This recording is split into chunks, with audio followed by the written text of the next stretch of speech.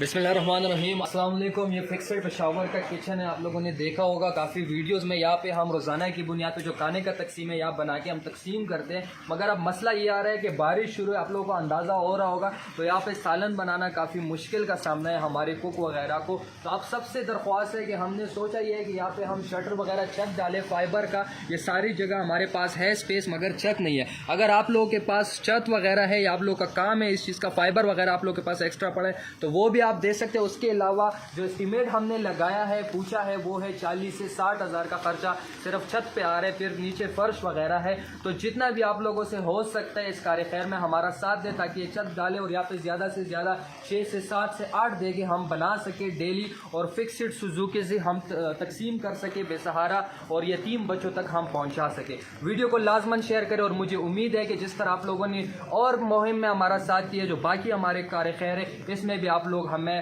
لازمی سپورٹ کریں گے۔ شکریہ۔